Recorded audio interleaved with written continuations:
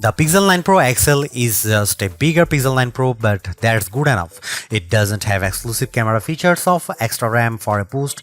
It's just got a bigger display and bigger battery. That means the Pixel 9 Pro is an even better pick this year, but it also means that you can choose your Pixel based on the size you like, not the features you need. If you feel like new Pixel phones arrived sooner this year, you are right. Google's August Pixel hardware event gave us not a duo but a quartet of new phones, starting at one end with the new baseline Pixel 9 and freshly topped with the Pixel 9 Pro Fold. Into larger phones, then the XL nomenclature should tip you off as to where you might want to spend your money. This is the direct successor to last year's 6.7-inch Pixel 8 Pro. It's the biggest Pixel yet, and it sports a new design that marks a relatively significant shift in the series aesthetic. The camera bar introduced with the Pixel 6 series is gone, and instead we have the camera peel. The fit and finish have unquestionably been elevated, with the phone's polished frame adopting a much flatter form that's decidedly iPhone-like in its execution. And Google says new construction methods or material choices make it twice as durable as its predecessor. In reality, the Pixel 9 Pro XL feels great, with the best build quality I have seen from Google to date. Not to mention, it looks superb thanks to an updated Super Actuate display that boosts higher peak brightness than anything Apple or Samsung has to offer. The move to an ultrasonic fingerprint sensor is welcome too, delivering on Google's promised speed improvement. The same 7-year commitment to OS and security updates helps the Pixel 9 series stand apart from rivals from Apple and Motorola. The phone's earlier than usual arrival in the calendar year means that this is the first generation of Pixel in a long time that doesn't debut with a new build of Android. It will benefit from the same future releases of Android as the Pixel 8 line and likely no more. Beyond the usual fare of a clean Pixel experience, AI is all Google is talking about, with an updated Gemini Nano model that is multimodal and 3 times more capable running on device. You'll find AI-generated features throughout the user experience. Most notably, there are 3 new apps to play with: a new weather app that's richer and more customizable with AI-generated weather reports, a new screenshots app that, as well as helping organize your captures, allows for semantic search, and Pixel Studio, which allows for on-device text-to-image generative AI that Google pitches as a new creative tool. Feel free to reconcile your feelings about using AI-generated imagery in your own time. The cost of the Pixel 9 Pro and Pro XL also includes a year's access to Google One AI Premium with Gemini Advanced and its new Gemini Live feature. Gemini Live is a decidedly ChatGPT 4-like conversational experience with Google's off-device AI. It works well for things like how-to guidance and recipe help, but still comes with limitations surrounding how it can actually action on-device tasks for you. All the on-device AI experiences are powered by Google's new Tensor G4 SoC paired with new higher RAM ceiling of 16GB. Previous Pixels already felt fast in day-to-day use, but existing users will notice speed improvements for things like image processing and app load times, even if these gains are seemingly slight. Benchmarks only put the Tensor G4 about 10% ahead of G3 in terms of CPU performance, with more noticeable graphical gains and, of course, NPU gains for AI tasks. The other big aspect of any modern AI-enhanced Pixel phone is the camera experience. The hardware looks for the most part similar to the Pixel 8 Pro, albeit with a much higher resolution selfie snapper with a tweaked ultrawide on the back. However, Google claims to have reworked its HDR Plus pipeline end-to-end, meaning more true-to-life imagery. In daylight, I had few complaints, and the Pixel 9 Pro delivers great detail and accurate colors and with dynamic range. Night sight ensures low light shooting is almost always rescued from unusable to usable, even if it can still be a little heavy-handed in its post-processing. The expansion of that HDR Plus pipeline to panoramas means much better results, especially as night sight is now supported here too, although I do wonder whether this upgrade will simply manifest as a feature drop update for previous Pixel models in the near future. Another Pixel 9 Pro exclusive is Video Boost, which can now scale 4K footage up to 8K and proves particularly useful when zooming up on the phone's 20x limit. There's another side to the imaging experience on recent Pixel's Magic Editor. Beyond moving elements around in a shot of turning a blue sky to golden hour, the new Reimagine button lets you enter text to generate completely new elements in a shot.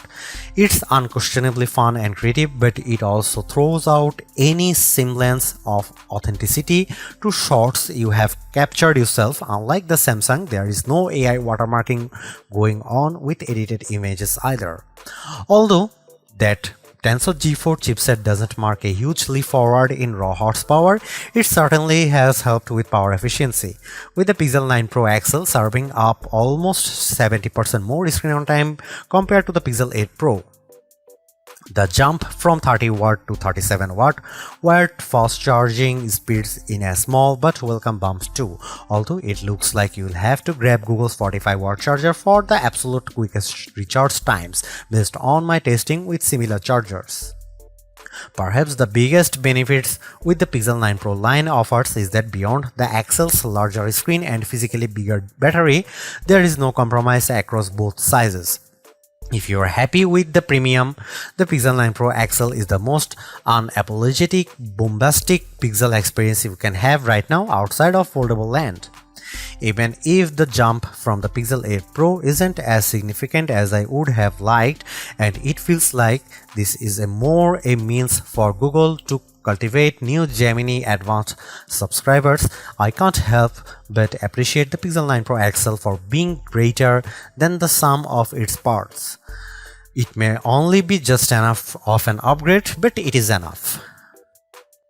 While Google announced 4 phones at its August 2024 event, the standard Pixel 9 and Pixel 9 Pro XL are the two that hit the market first on August 2020. Meanwhile, the Pixel 9 Pro and 9 Pro Fold arrive on the scene September 4. In the UK, you can pick up the Pixel 9 Pro XL with double the storage at no extra charge on purchases made from September 5. US buyers can nab $200 in-store credit if ordering before August 28, and Australian buyers can pick up a limited edition poster with purchases made before August 25. The addition of the new smaller Pro model this year helps Google justify its decision to render the Pixel 9 Pro XL the most expensive candy bar Pixel to date. It starts at $1,099. It's practically like for like when compared to equivalent storage option of the iPhone 15 Pro Max, truly putting an end to the notion that the Pixels are the affordable flagship option.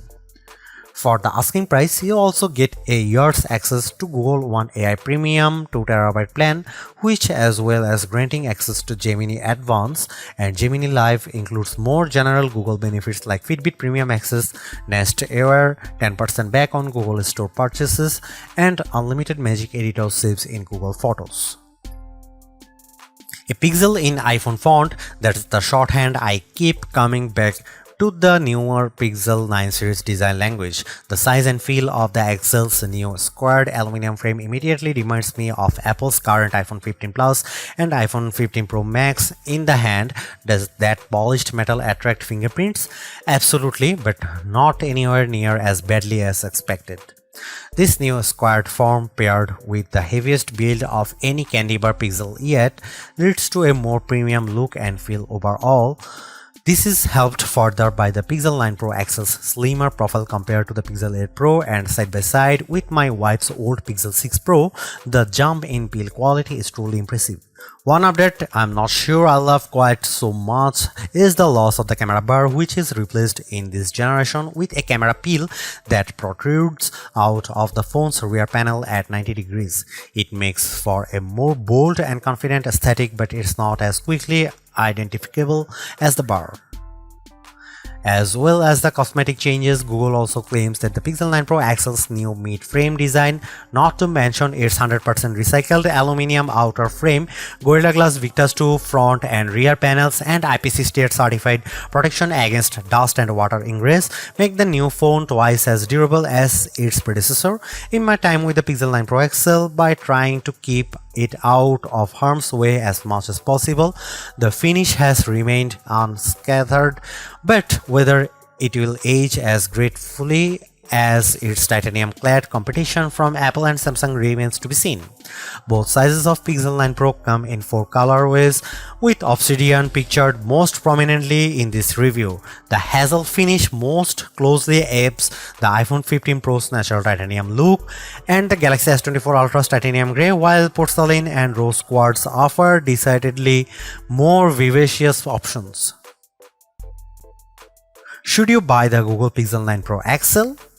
Buy it if you want the richest mobile AI experience. Samsung's Galaxy AI is great, but Google's execution with Gemini Advanced is easier, richer, and more fun to use. Buy it if you want an excellent camera phone. The Pixel 9 Pro XL's camera system is a small but appreciated upgraded on its predecessors, highlighted by a new bag of AI-supported tricks you can't get outside of the Pixel family. Buy it if you plan on using this phone for a long time. Still among the best there is Google commitment to 7 years OS and security updates is once again hard to argue with. Don't buy Google Pixel 9 Pro XL if you want fast charging. Battery life is greatly improved, but despite a bump in speed, the Pixel 9 Pro XL's 37-watt wired charging is still well behind what rivals like OnePlus and Xiaomi offer. Don't buy it if you want the best RAM and memory. While Samsung forges ahead, Google seems reluctant to move to the latest, fastest, and most power-efficient RAM and storage in its phones, which stings when they cost about the same.